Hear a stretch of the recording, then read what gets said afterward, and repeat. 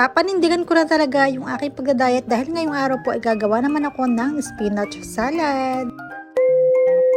Bali eto, nakabili nga po pala ako ng baby spinach sa supermarket. Organic and zero fertilizer na rin po ito, kaya naman talaga namang healthy yung ating kakainin ngayong araw. Pero bago ang lahat, hugasan ko muna ito ng isang beses, no? Ito na, nahugasan ko na, so nilagay ko muna ito sa strainer para naman matanggal yung mga extrang tubig.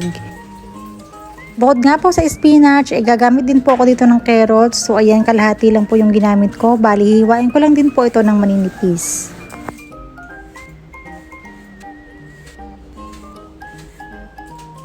Ito na, nahiwa ko na to lahat.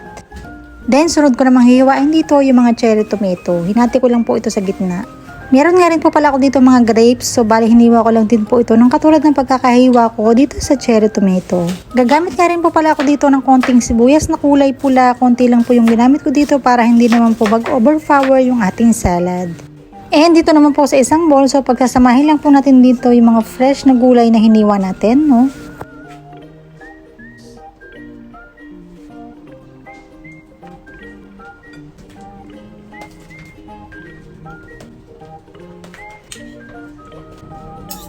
Meron nga rin po pala ako ditong nilagang mani. Ayan, babalatan muna natin. Dahil nga po itong ating salad, ilalagyan po natin ito ng hard-boiled egg. So gagamitin ko na po itong nabili ko sa Shopee. Ito po yung gagamitin kapag po gusto natin maging perfect yung pagkaka-slice ng ating nilagang itlog.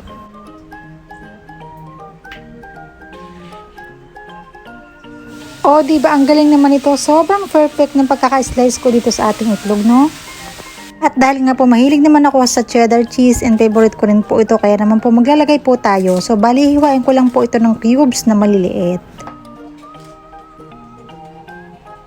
Ayan, okay na. Kaya naman gagawa po ako dito na magiging dressing ng aking salad. So magmimix lang po ako dito ng 1 teaspoon ng vinegar, 4 tablespoon ng honey, pwede pong sugar kung wala po kayong honey, 1/2 teaspoon ng salt, pampabalance ng lasa, and gagamit nga rin po pala ako dito ng sesame oil. Bale, ito, imimix lang po natin ito ng mabuti, no, para mag-well combine lahat. Ito na nga yung pinaka-exciting part dito, yung tikiman time, kaya naman ito magpi-plating na tayo. Then, lalagyan na natin ito ng dressing na ginawa natin kanina. Sobrang sarap nito. Bago ang lahat, syempre, hindi ko makakalimutan itong aking paboritong cheddar cheese. Ilalagay ko na rin dito yung nilagang peanut, cherry tomato pa, and pinaka-last na toppings, syempre, itong ating hard-boiled egg.